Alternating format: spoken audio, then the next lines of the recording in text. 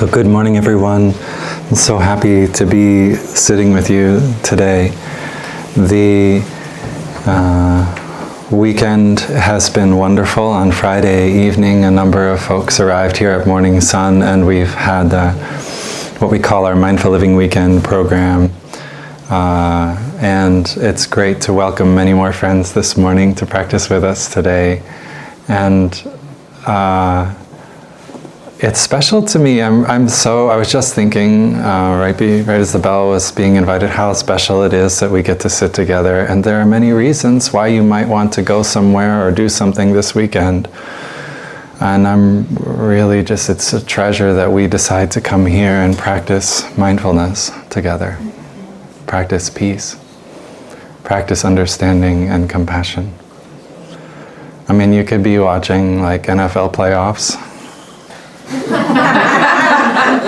You could be celebrating MLK. You could be getting ready for a presidential inauguration. There are many different things. You could also be home like, oh, I'm never going anywhere because there's going to be snow. Right? There are so many other things you could be doing. And yet you're here. We are here all together. We're here. And we're here to be really alive in this moment, to practice breathing, walking, smiling, listening, seeing ourselves and each other deeply. I'm sorry, that's going to be really hard to translate. I just rolled through a whole bunch of stuff.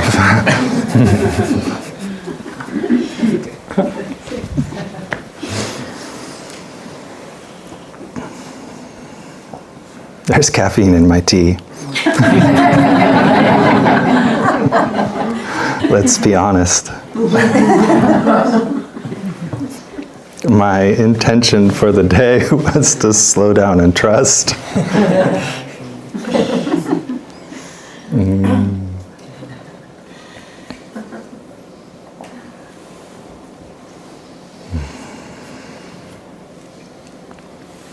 Yeah, so welcome to our day of practice.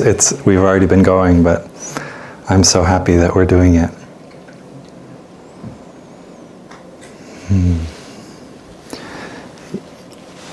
Yesterday, as part of our program, we watched a video Dharma Talk of Thai. That's one we've watched before here. And it's a talk that, often Thai will cover a million different things in one talk. And this talk, he really stays focused on a very small area of the Dharma.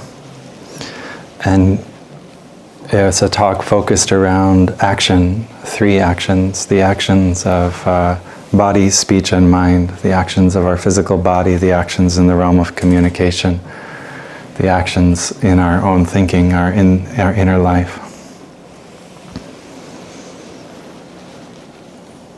When I hear a talk like that, I feel a lot of responsibility come to me because it indicates how important each moment and each thing that we do, even the thoughts in our own head that seem to be spinning on their own sometimes, how important they are.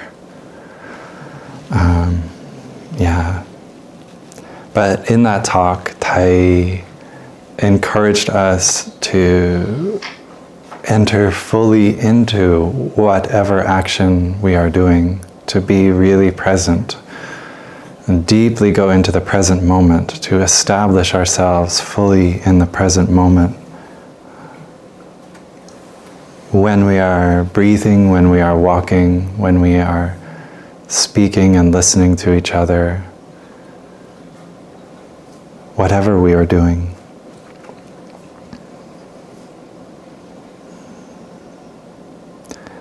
There's something that in Buddhist chants and liturgy and things around the 3 actions that you see, this expression, one-pointed action. Actually, it's right in our teacher's name as well. His name, Nhat Hanh, means one action. But the one is significant because the one is all three of the actions as one. That's the one-pointedness of action. It's like when our thinking and our words, our heart, our communication, and our body are all together. When we are all really here in the moment. And we all know what that's like. And there are moments where things just gel and we're really there. We really get it. We're really moving in the way that we're moving in our body because all those layers of our being are right there. It's not just our body doing one thing and our mind busy with something else, right? Or vice versa, where the body is collected and into a concentration which is manifesting the brightness of our thinking or our feelings, right? When we're really there, sometimes we say we're in the flow, right? Where we are fully inhabiting the moment and the action that's happening. There's a sense of integrity and fullness in that.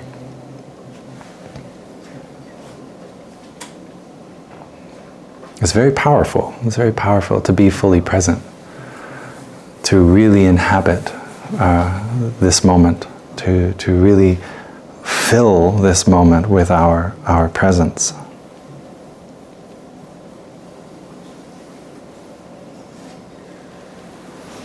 It's like when we offer incense, like we did.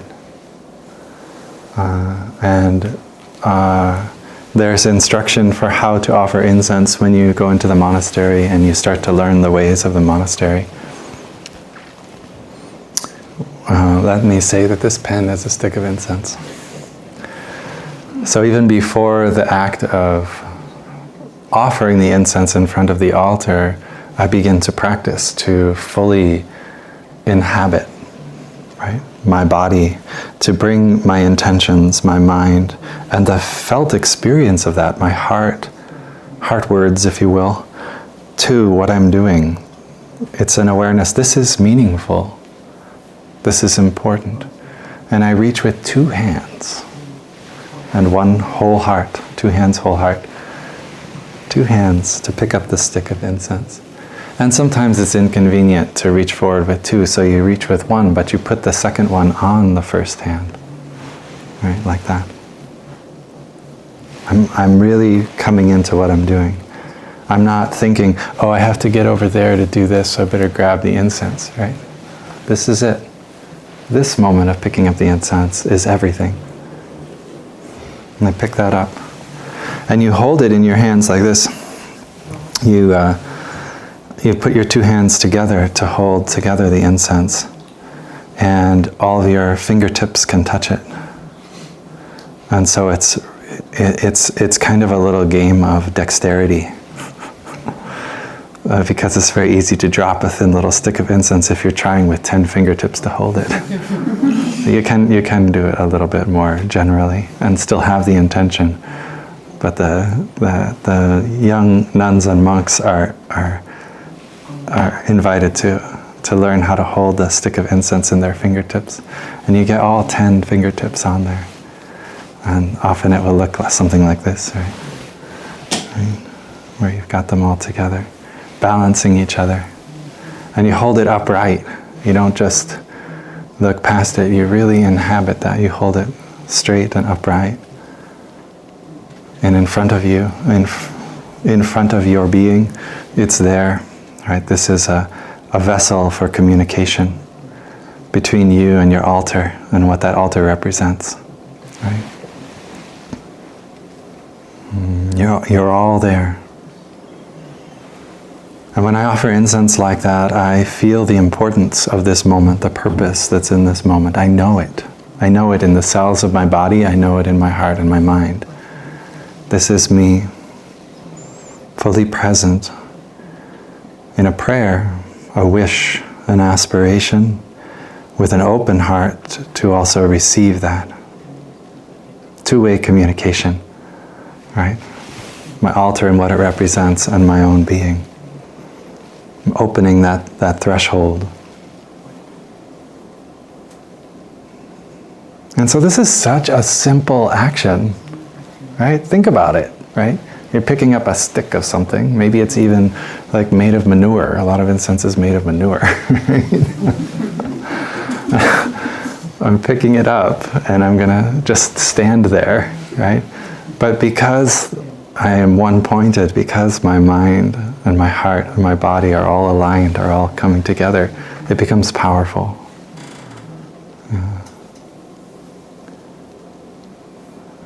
And it can change the course of my day. If I take 3, 4, 5 minutes to make an incense offering like that, to really come home to myself and establish myself how important this moment is, and how I'm opening myself to be in touch with the day and all it's bringing to me, and I'm opening myself to bring all that I have to the day, right? It can totally transform the way I move into the world.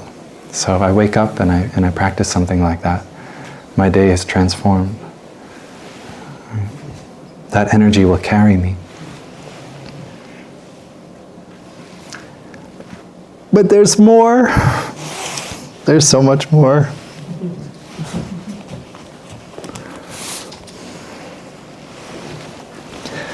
I was wanting to convey like how wonderful, how beautiful it is, how beautiful and how wonderful a simple action can be like that.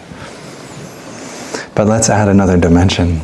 And this was something that Tai also introduced in his Dharma Talk yesterday, when he started to talk about the ultimate dimension.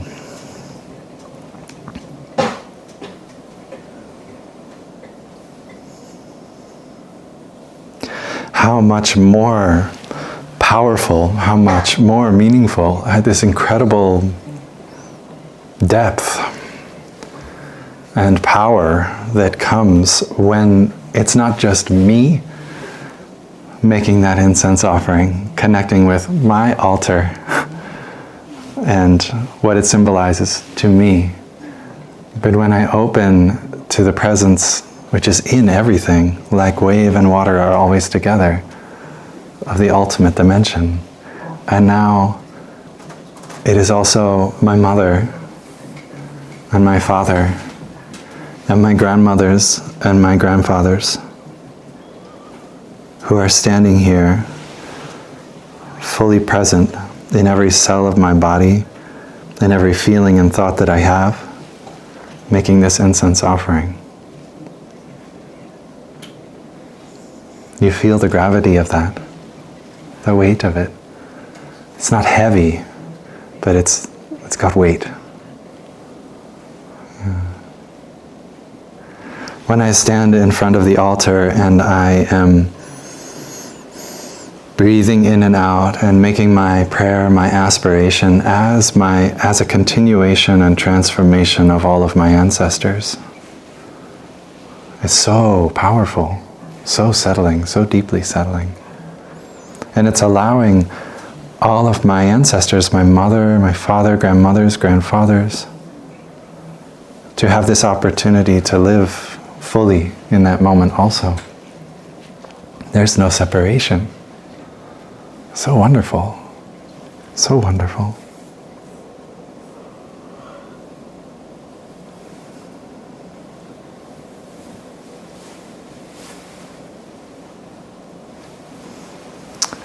And a couple of days from now, it will be the 3rd year anniversary of Thai's passing.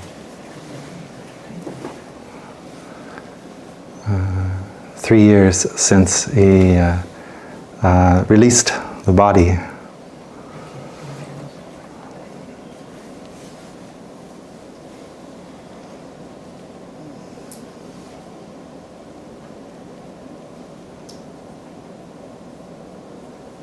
And so this time of year is also a time of celebration of our teacher.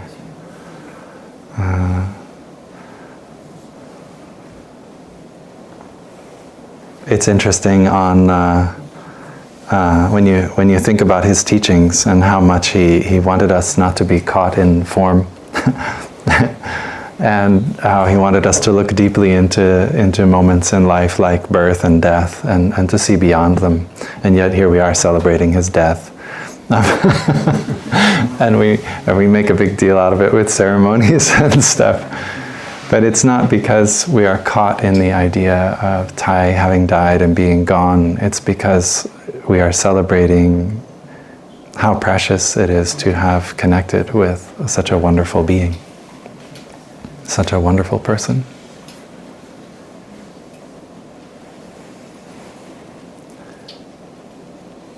And just as my mother and my father and my grandmothers and grandfathers are in every cell of my body, so when I make that incense offering, they are also making that incense offering. My teacher, Thai, is also in every cell of my body. I have allowed his love and his insight, his wisdom to permeate the cells of my body.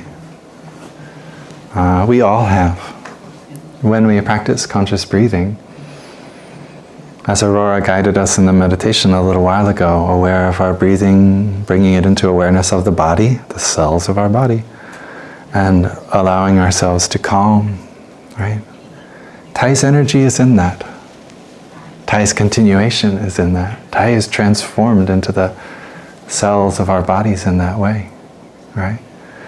Thai is present in my thoughts and my feelings, as over the decades I have at sometimes struggled and other times had the wonderful joy of learning through his eyes and his feelings in the world.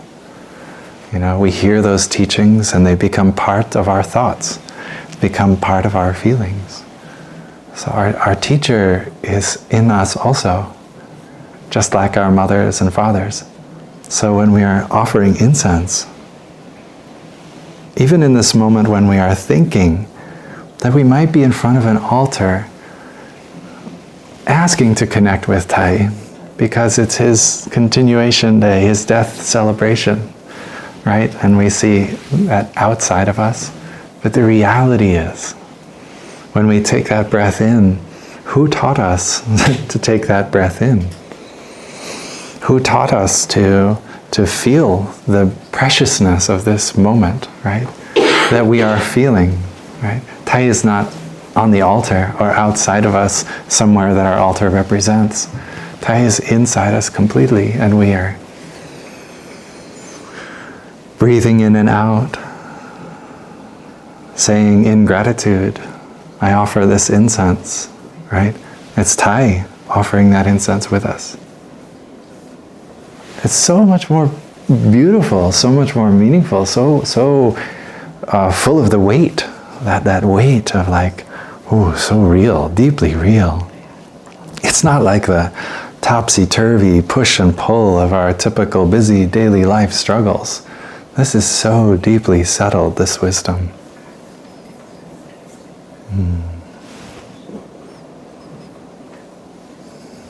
So there's one pointed action when the body, the speech, and the mind come together, and sort of the integrity and the fullness of that experience. But there's also this incredible, if we bring the spiritual dimension, we bring the ultimate dimension to bear on our action, there's a whole other realm of sense of meaning and purpose and value that happens. And to me, this is really important, because if this is where that sense of fullness and that sense of meaning and purpose comes from, then it has nothing to do with me and mine and myself and my job and my career and my family or my clothes or my car or my bills or my retirement savings or my whatever. That is not the source of meaning and purpose and beauty and sustenance for me in the world, because it's coming from another place. Right? It's very important for me that I practice like that, because I don't want to be caught and swept around, pulled here and there by the grasping and the fear and the anxiety of our habit energies.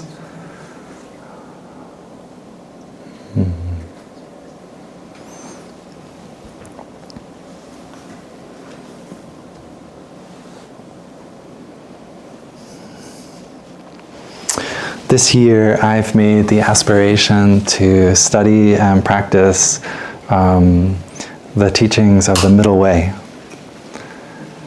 And it's funny to me, I just thought of this morning, that I've actually never undertaken that with a kind of determination. I've learned a lot about it here and there, but never like, okay, I'm really going to go deep into this.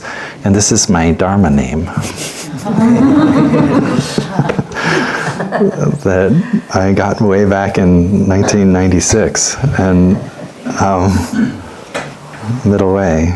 And I have never really invested myself consciously, at least more than half an hour, in understanding these teachings. And so this year I'm taking that up, and I want to share with you a few reflections about that too, in light of this, in light of really arriving, fully arriving, and drawing a sense of deep nourishment and connection from our arrival in life. And really notice how different that is from all the claims that your obligations and all the claim that of importance in society has brought to you, right?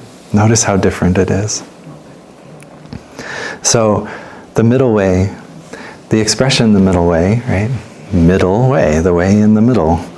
And one of the very common things talked about when you first think of the middle way is not to be caught in extremes, not to be pulled too hard in one direction or another, or not to go too far in one direction as opposed to another, right? But to be somehow in a space of balance or moderation or equanimity, right? These are all sort of ideas, concepts that float around in the space of the middle way. And one aspect of the middle way, just in that descriptive sense for me, is ease. And that's what I was intending today when I made my intention for the day, is that remember ease. Yeah, trust in this moment that there can be some ease. And acceptance. The middle way has that quality. It has the quality of gentle and clear. Not wishy-washy, but not hard and tough. It's clear and gentle together.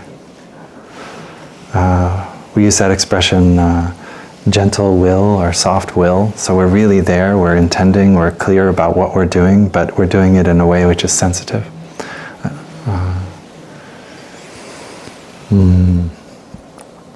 Inclusive. The middle way is also inclusive. It's not to take one thing over another or one thing as exclusive of another. It's inclusive. And embracing. And these are all words that we would often use to describe the practice of mindfulness too. It's clear but gentle. It's inclusive. It's embracing. It is space for everything because it doesn't draw judgment or have an opinion which goes in one direction or another. So we see that the middle way and mindfulness are very, very similar in their quality.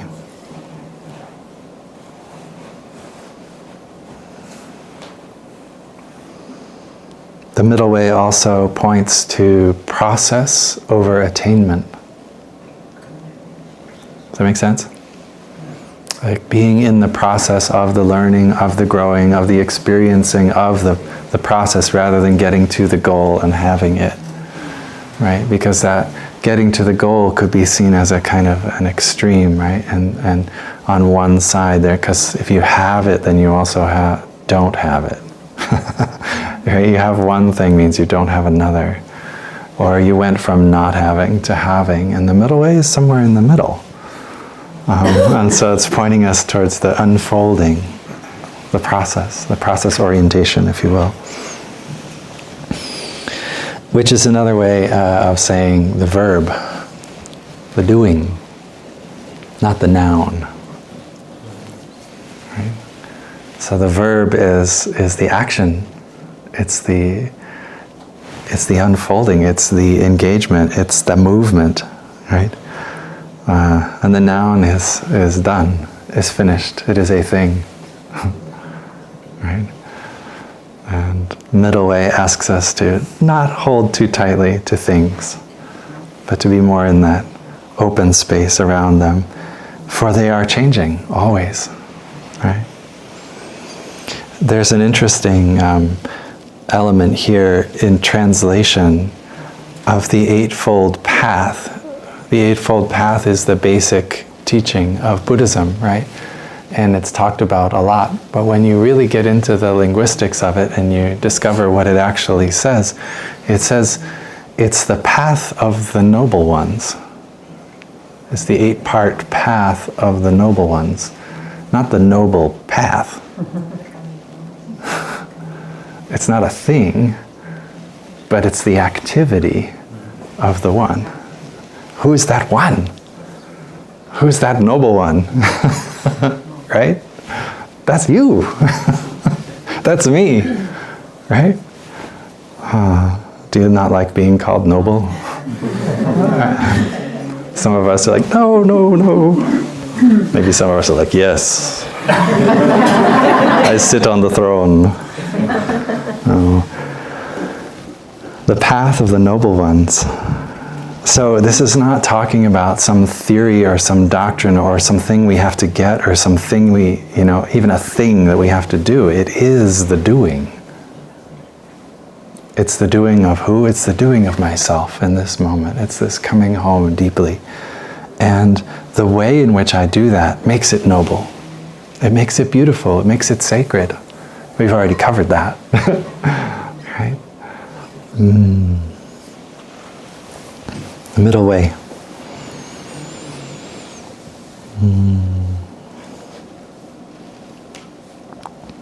Another aspect of the middle way teachings is that the expression, this is because that is, and this is not because that is not. And it sounds so ridiculously simple, doesn't it? This is because that is. My right hand is because my left hand is. And my right hand is not because left hand is not. Well, no, sorry. Right hand is not because left hand is not. I have to get that right. Or left. This teaching looks like cause and effect, doesn't it? Like, so if I pick up the cup and I take a sip of my tea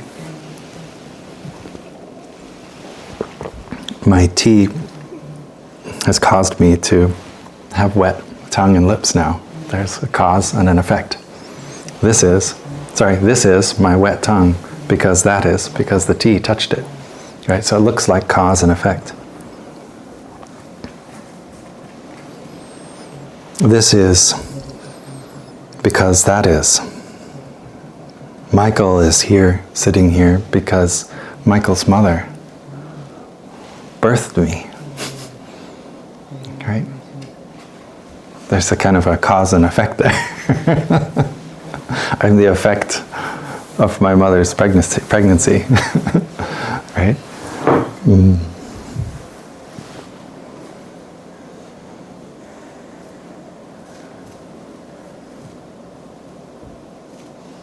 And this is not because that is not. Very interesting to think about that in light of our parents and us and our children. So at first glance it looks like cause and effect, but I think actually for me it's quite a bit more than that. It's really a turning towards seeing the transformation of one thing into another. Seeing that activity take place. Not just there's a thing and it became that thing. It was actually a very beautiful, slow process of transformation, and it's not so stuck as one thing becomes another thing. one cause makes an effect. It's actually going into seeing the connections between, and how one thing is constantly changing and shifting into another, transforming itself into another. And therefore, the thingness of it, again, remember the noun is like finished, it's done. It's not really like that. It's actually more an unfolding, a changing, a transformation. So Tai took these teachings and invented this wonderful word, interbeing, from it. Interbeing. This is because that is, this is not because that is not, is another way of saying interbeing. But interbeing is very special. And again, I'm sort of going for the subtlety here. The difference between one thing transforms into another thing and interbeing is a little bit different. I could say that I'm connected to you by so many threads, so many things. We have so many connections, but I'm still me and you're still you, but there's connection. Interbeing asks us to go a little beyond that and see how I am you and you are me. We are each other. Right? We inter-are. So interconnected, even interdependent.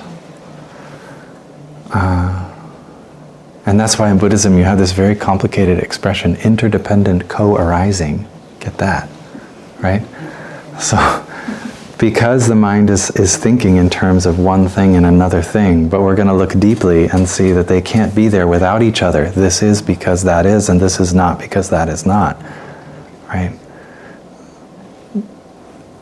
We're going to look deeply at these things and we see, so they are interdependent upon each other, right? And they co-arise. It's not just interdependent arising, it's interdependent co-arising. They manifest together. And Tai tried to simplify all that and give us a heartfelt sense of it with the word interbeing. Right? Let's drop out of the headiness of it and into the experience of the interbeing. This is because that is. This is not because that is not. And there's two really important words for me in understanding interbeing and action like this. One is transformation, and another is continuation. Transformation means that when I offer that incense and I'm present there and I remember my mother in me and I allow her to offer the incense through and with me, right? This transformation is that I don't look like my mother. She's transformed into this appearance. But I also know this is because that is, and this is not because that is not. I know that we inter-are. I can't be here without her, right? But so she's here. She's in every bit of me, but she's transformed. She's like, what do you think? She's like 5'3", 5'4"? I'm probably a foot taller than her, right? So it's clearly, we're not the same. But she's here. She's transformed into this. But if I'm not her and she's not me, transformation doesn't quite work. The word isn't complete. And it needs that other word, continuation. So we also see that my mother is continued in me. So I don't look like her, I don't appear like her, I may not even sound like her most of the time. But she is still present in me. She has continued in me. Right? When something transforms, it's not the same as it used to be. Right? But when something continues, it is. There's a continuation. So we need both of those understandings. They can't work alone. If we take just one, we will get caught in one kind of extreme or another when we start to go further in our life. But we need both of those. We need to be the continuation of our mothers and fathers, but also the transformation of them, right, together. Yeah. We are not the same, but we are not different. either. Yeah. And the same is true with Thai. Right? Thai's presence in our life is in books, in Dharma Talk videos, in memories, in the presence of the Sangha around us and how people manifest the practice. And this is all the continuation of Thai. Each one of us is continuing our teacher. And in each moment that we take that breath, make that step, or open our hearts to listen deeply to one another, right? Then we are manifesting a little bit of our teachers. In this case, Thai, our teacher. And we allow him to continue. Even though 3 years ago, his body was cremated in a grand, beautiful ceremony in Vietnam. But he continues so alive and so well through the practice of so many thousands of us around the planet. So that's his continuation. But he clearly doesn't look like Thai. Some of us might look a little bit like him, but for the most part, no, it's a transformation. So transformation and continuation together are a way of describing this amazing experience. And this is important because each of us brings something special. Yeah. This is not a nothing matters, nihilistic kind of we are all one so it's all okay kind of practice. It's a no, you need to bring yourself to it. Yourself is not isolated or insulated or separate from anyone else, but you still, in the doing, we bring ourselves into the world. We have a capacity to manifest understanding and compassion. And that is shared. It's a capacity to be shared by living, by doing, by acting, by the way we think, by the way we talk, by the way we move and the choices we make. And each one of us will manifest this in a beautiful and particular way, our own way. Yeah. And that's not with a sense of like, this is me and this is my way and it belongs to me. No, it has none of that in it. It's just, it's going to be special because the way that we experience, the way we bring it, is the way we bring it. You know, it's not a patented or trademarked thing. But it is very special in each moment, the way we manifest.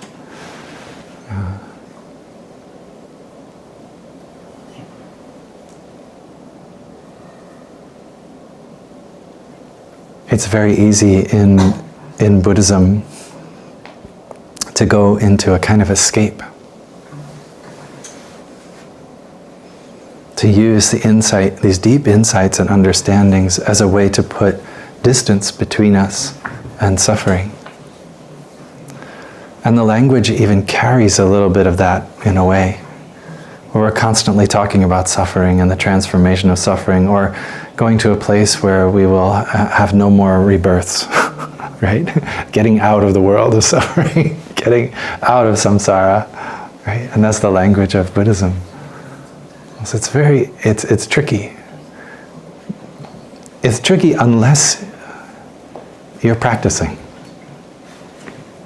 If you take it as a game of understanding, a way of trying to grapple with your mind and figure everything out, you'll get caught in one of these extremes. Either that everything is there or everything isn't there. But if we practice, that is if we do, if we become, right? If we express and share our capacities, then we're in that process, we're on that path, in the middle, not grabbing on to one sense of attainment or another, one extreme or another, but moving into life beautifully. It's like when you're watching a child grow. And you want to take care of them, whether you're a teacher or a friend or an aunt or an uncle or a parent, right?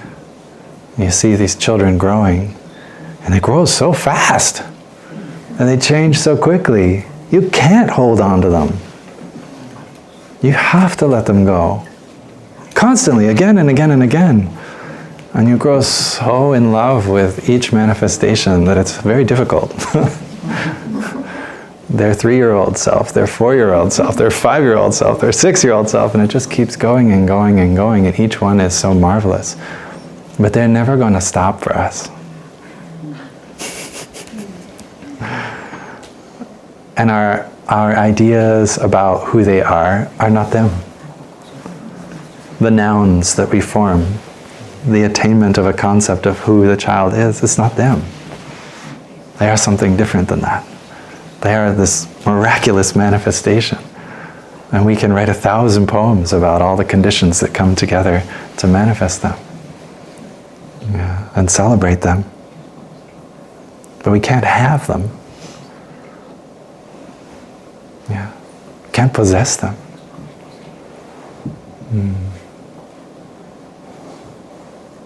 We are like that too. What are you going for? What are you looking for? What are you trying to attain? Who are you trying to be? Do you really think you can get that? I don't want to put my stock in those sorts of things. I can't. Every time I try, I lose. I lose because life turns and life changes. Things transform. Things continue, but things transform. That child at 10 is still there at 20, but they're different. Not the same, not different. And me, who I am, and everything I would like to be, and everything I'd like to become. Yeah. In the end, it all boils down to, in this moment, how are you manifesting? What are you bringing? Right? How do we hold this moment?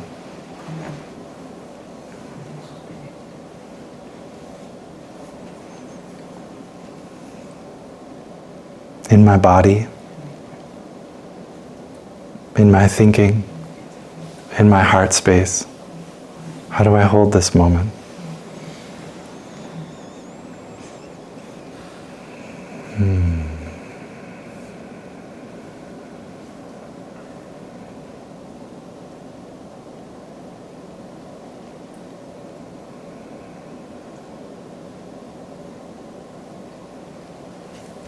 Someone asked me,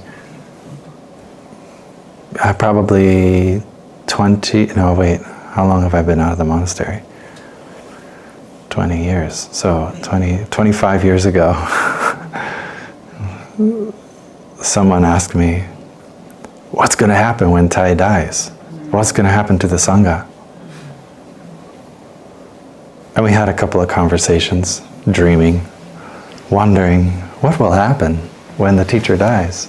What will happen when they're no longer there to give 2 Dharma talks every week and hold this community together, and so on and so on.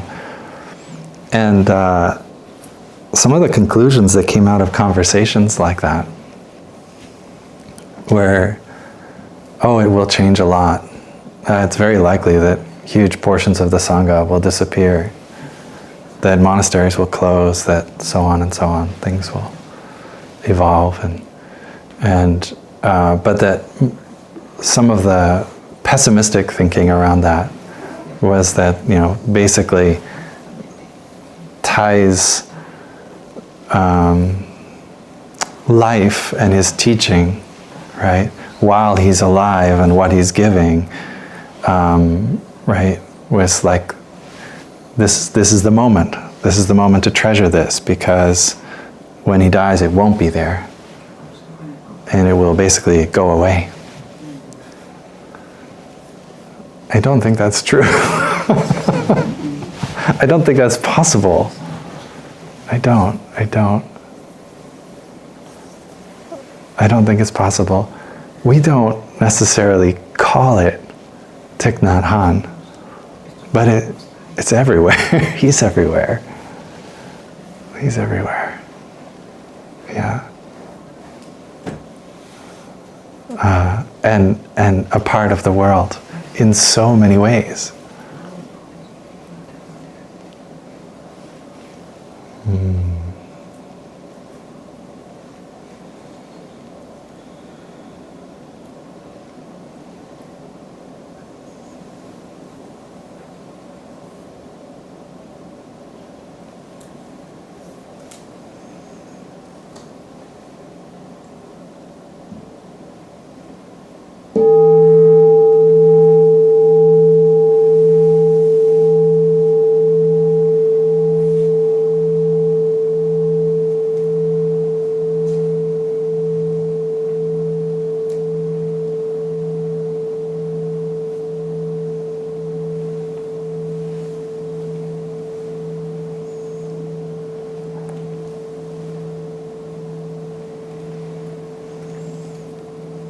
When I was with Tai, I had so many experiences where he pointed me or us, the people who were close to him, he pointed us to the very simplest and most mundane things with all his heart.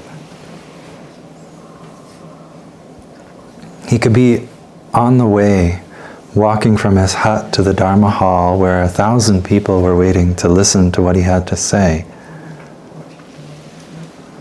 But the steps on the path were very important. And the way that he would stop to look at a flower and really be there with it.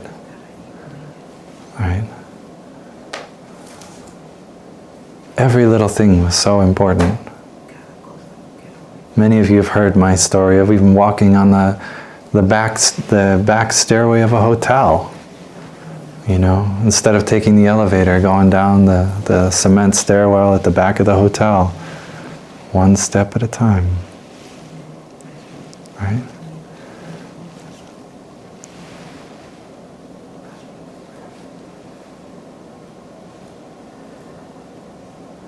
One person can do so much. One human being can do so much. But the way that Tai did it wasn't like he organized some huge empire or business of information to transform people's ideas and stuff. He just walked. And when you asked him to speak, he spoke his best. And he let his insight shine. He let his understanding shine through each moment, each thing that he did. It was so precious. It was so wonderful. One action, one human being. And we all make steps. How do we make those steps? Right? We all speak words. We all look at each other. We care for each other. We take time to nourish ourselves and each other. Yeah. Oh, so my Dharma talk today is kind of like action and middle way, but mostly it's like thinking of my teacher and the powerful gift of the present moment and the doorway of interbeing to allow our ancestors to transform and continue through us and bring that sense of weight and purpose and meaning to each little mundane thing.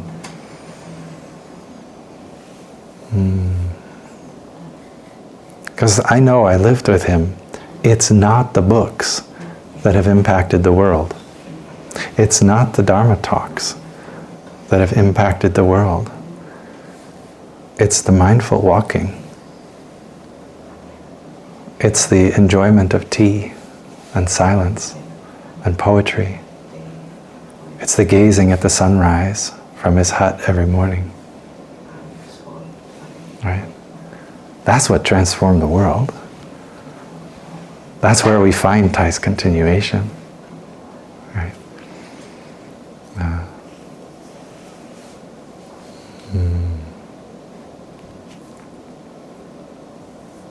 That's so close to each of us. It's so much a part of each of us. The wave and the water are never separate, never apart.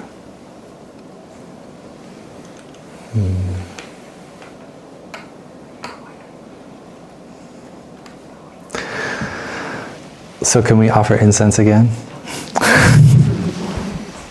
I would like to offer incense with all of you.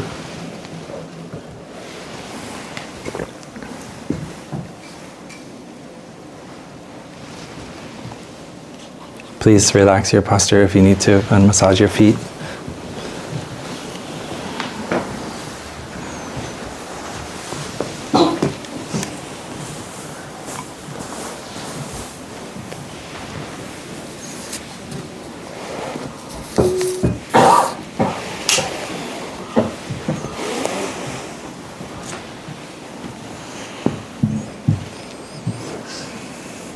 I would like to invite us to actually, when we stand, if Pete, if you can invite the small bell for us to stand in just a moment, and for everyone to find, there are plenty of mats, put a mat in front of you so that we can offer incense, and at the conclusion of the incense offering, we touch the earth one time.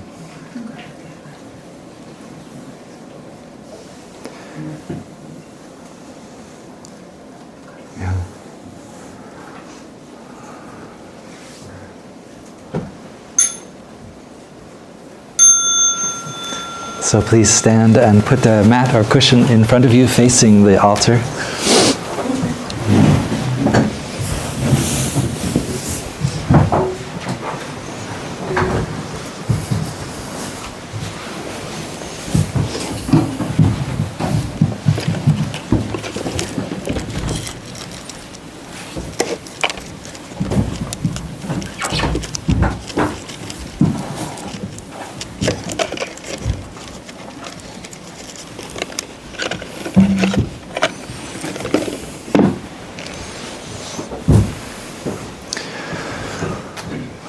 And Pete, are you okay to do the bell?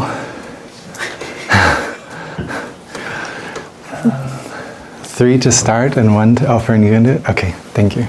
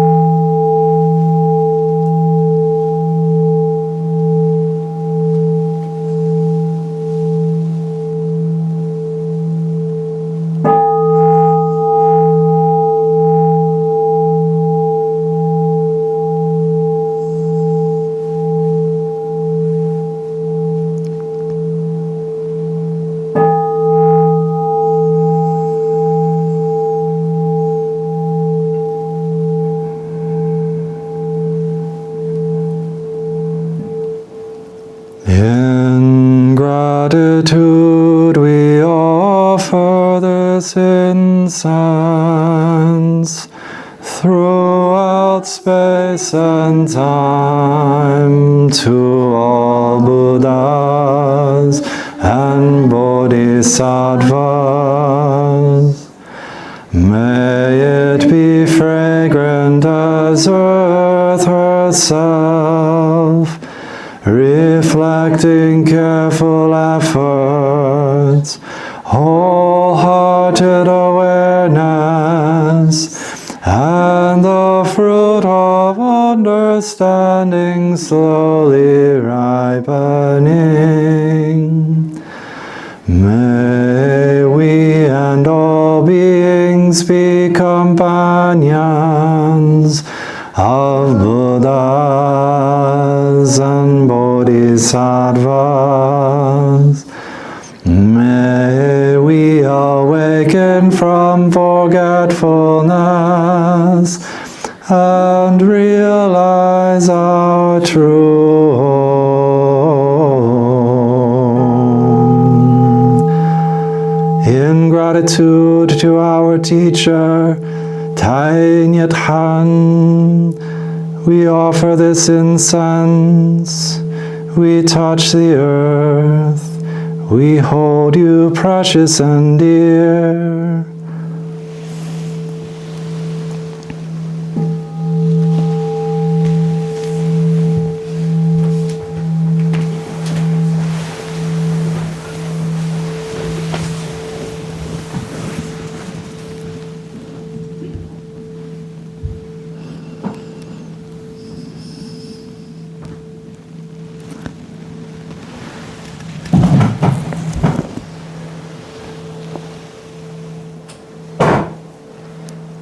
Breathing in and breathing out, I am aware of my body laid upon the earth. And I am aware of the precious gift of the teachings of mindfulness and the insight of interbeing transmitted by our teacher, Thich Nhat Hanh. I'm aware of these teachings inspiring my thoughts, my mind, my spirit, filling my heart with the capacity of deep listening and loving speech, manifesting in my body the choices that I make in my life, my lifestyle, my practice of the mindfulness trainings, and together the gift of sharing the practice with Sangha, my local Sangha and the Maha Sangha of many communities and monasteries around the world. I breathe in gratitude, receiving the gift of the practice, letting it penetrate and permeate all the cells of my body and mind. And I make the deep aspiration to be a continuation of my teacher and his wisdom and compassion, and of all the insight, understanding, and love of many generations of teachers that pours through me, like a river of understanding and compassion flowing in each moment of my life. I carry this aspiration to manifest myself fully and beautifully, caring for myself, my family, my society, and the earth.